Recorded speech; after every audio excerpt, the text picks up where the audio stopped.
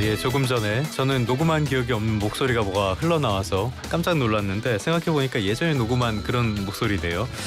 굉장히 어색하게 들었습니다. 아무튼 다음 코너로 가겠습니다. 부자가 되는 대세 정보를 전해드리는 코너고요. 부자가 되는 각종 정보를 각 분야 전문가들에게 들어보는 시간, 부자 대세 시간입니다. 오늘은 우리은행 연금사업부 퇴직연금 컨설턴트 한윤 차장님과 함께하도록 하겠습니다. 차장님 어서 오십시오. 네, 안녕하세요.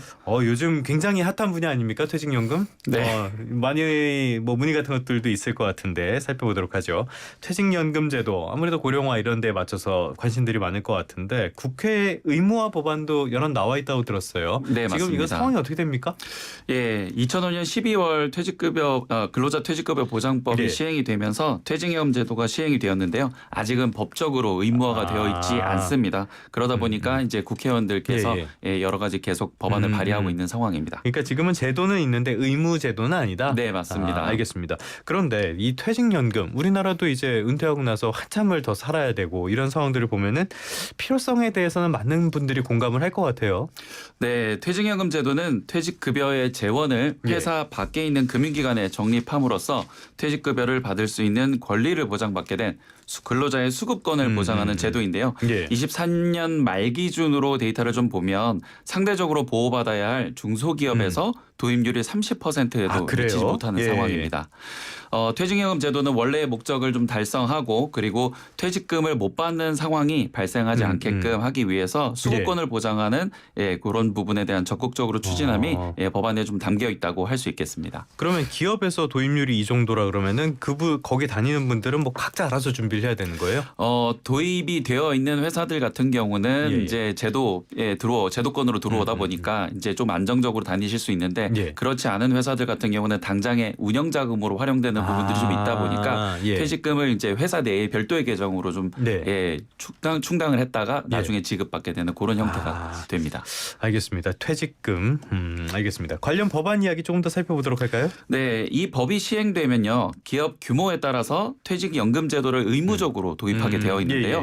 300인 이상 사업장의 경우에는 법 시행일 이후에 1년 이내 그리고 100인 이상 300인 미만 사업장은 법 시행일 이후에 2년 이내 그리고 30인 이상 100인 미만 사업장은 법 시행일 이후 3년 이내 그리고 마지막으로 30인 미만 사업장은 법 시행일 이후에 5년 이내에는 제도를 도입해야 합니다. 그러니까 이 제도를 도입을 해서 지금까지 하던 것처럼 퇴직금 다른 계정에 이렇게 하고 있지 말고 네, 맞습니다. 퇴직금이 아니라 퇴직연금으로 지급을 해라. 네.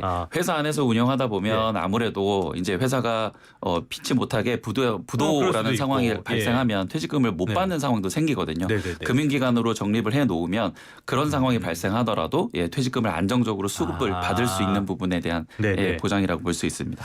사실 연금이 더 나은 것 같아요. 퇴직금을 받고 나서 이 목돈을 쥐고 있다고 해서 먹고 살 수 있는 게 아니잖아요.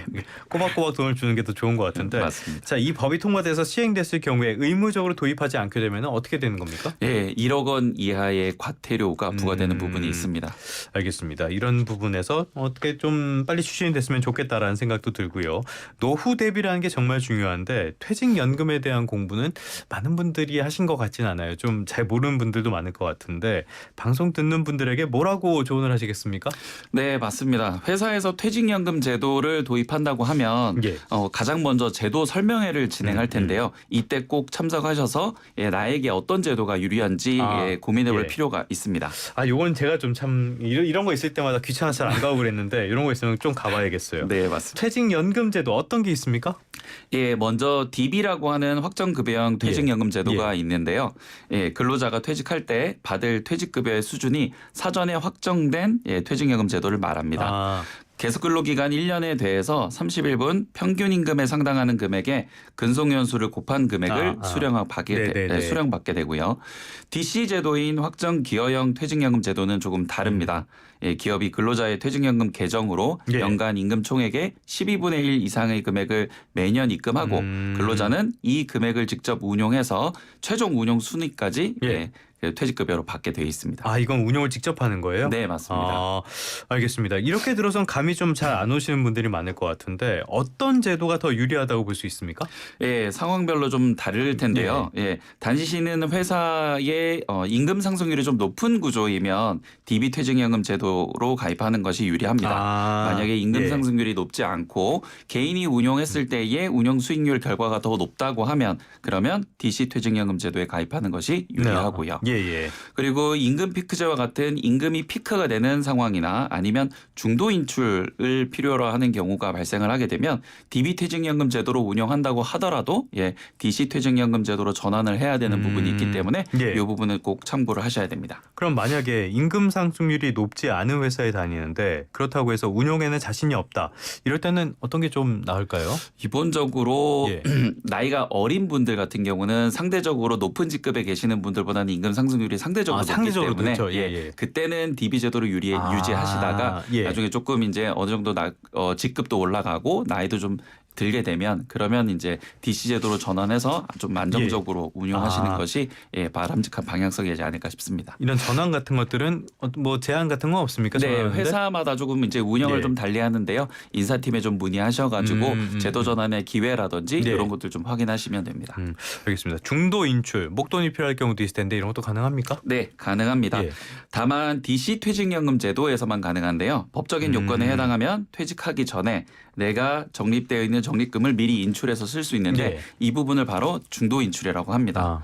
무주택자가 본인 명의로 주택을 구입하거나 아니면 임차 보증금을 낼 때 그리고 가입자 또는 부양가족의 6개월 이상의 유아용으로 의료비를 지불할 때 등의 사유로 중도 인출이 가능합니다. 중도 인출도 할 수 있다. 근데 네. 중도 인출 막 해서 됩니까? 이게 퇴직연금은 아무래도 예. 장기적으로 나의 노후 자산 마련에 아주 그렇죠. 중요한 예. 제도이기 때문에 반드시 꼭 필요한 경우에만 중도 인출을 하실 필요가 있고요. 최대한 잘 관리해서 온전하게 나의 노후 생활에 쓰시는 부분 지혜가 필요합니다. 그럼요. 요즘은 은퇴하고 20-30년 더 살아야 되는데 굉장한 지혜로 온전하게 쓸 수 있도록 해야겠죠. 자, 그런데 이런 노후 준비가 퇴직연금만으로 충분할까? 이렇게 의문 가지시는 분들 많을 것 같아요. 차장님께서는 어떻게 평가하시겠습니까? 예, 뭐 현실적으로는 그렇지 못하기 때문에 개인연금 마련이 필수적인 상황입니다. 직장인이라면 연말정산이 필수이기 때문에 세액공제를 많이 받을 수 있는 이런 개인형 퇴직연금 제도인 IRP를 통해서 노후 준비를 같이 하시는 것도 IRP. 중요합니다. 세액공제는 그러면 얼마까지 가능한 건가요? 네, 본인이 납입한 금액 중에 연간 최대 900만 원 한도로 세액공제 혜택을 제공하고 있습니다. 세액공제율은 총 급여 5,500만 원 기준으로 나뉘는데요. 5,500만 원 이하이면 총 16.5%에 해당하는 금액을 세액공제해주고 5,500만 원 초과하면 총 13.2%에 해당하는 금액으로 세액공제를 받을 수 있습니다.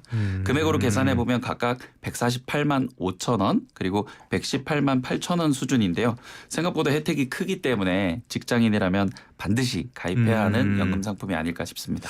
알겠습니다. IRP는 어떻게 가입할 수 있는 건가요? 네. 주로 거래하시는 은행 또는 증권, 보험 어디에서든 만들 수 있고요. 그리고 여러 금융기관에 각각 만드실 수도 있습니다.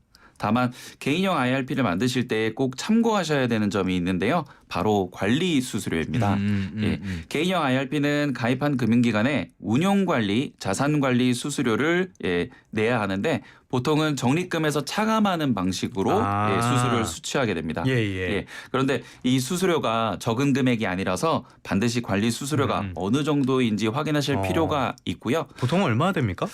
이게 이제 금융권마다 그리고 이제 금융기관마다 수수료율이 좀 다른데요. 예를 들어서 1억 원 정도 퇴직연금 적립금을 적립해놨다라고 할 때에 최대 높은 경우에는 뭐 1년에 한 38만 원 정도 내야 되는 수수료 금액이 있습니다. 그래서 특히 요즘에는 비대면으로 개인형 IRP를 가입하실 경우에는 수수료가 없는 금융기관도 있다 보니까 이런 부분을 좀 잘 확인하셔서 가입하실 필요가 있겠습니다. 비대면. 그런데 이거는 노후를 위한 건데 그 연세 드신 분들에게 불리한 방법으로 수수료를 면제를 해주는 게 잘 모르겠네요. 근데 요즘은 이제 뭐 문화센터나 이런 데서도 키오스크라든지 이런 것들 사용하시는 교육이라든지 이런 것들이 활성화돼 있다 보니까 워낙 잘 하시는 것 같고요. 뭐 저희 아버님만 해도 얼마 전에 7순이셨는데 저보다 스마트폰 더 잘 만지십니다. 하긴 뭐 제 어머니도 마찬가지입니다. 이제 여든 다 드셨는데. 알겠습니다. 지금까지 우리은행 연금사업부 한윤 차장과 함께 퇴직연금에 대한 이야기 나눠봤습니다. 오늘 말씀 고맙습니다. 네, 고맙습니다.